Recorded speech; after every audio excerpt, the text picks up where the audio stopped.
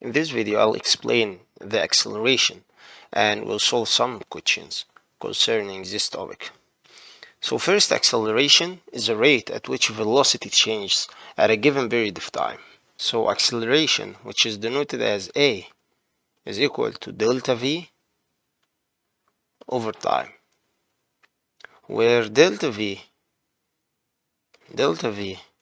is equal to final velocity minus initial velocity. Now you should know that the acceleration is a vector. That means it have a direction and a magnitude.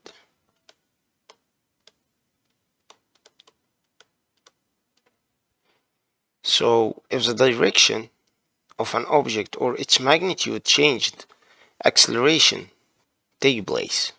And the SI unit of acceleration are meter per second squared. That's because velocity is represented in meters per seconds and time is represented in seconds. So meter per second will be equal to meter per second square. Now let's take an example. If Lara run from 0 to 6 meters per second in 12 seconds, what is the acceleration of Lara? So we know that acceleration is equal to delta V over time, and delta V is equal to final velocity minus initial velocity. Final velocity in this case is equal to 6 meters per second. So Vf is equal to 6. And initial velocity is equal to 0. So Vi is equal to 0. And the time is given as 12 seconds. So time is equal to 12. Now we will plug in these values into the equation. So the acceleration will equal to 6 minus 0 over 12, which is equal to half.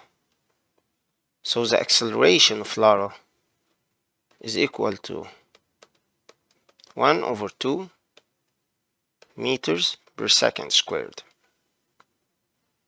Let's take another example. A car driver uses brake to slow down from 130 kilometers per hour to 50 kilometers per hour in 20 seconds. What is the acceleration of the car? So acceleration is equal to delta V over t. Delta V is equal to final velocity minus initial velocity. In this case, final velocity Vf is equal to 50, and the initial velocity is equal to 130,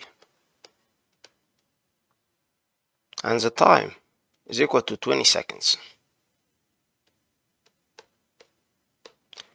Then we'll plug in these values into the function. So the acceleration will equal to 50 minus 130 over 20, which will be negative 80 over 20.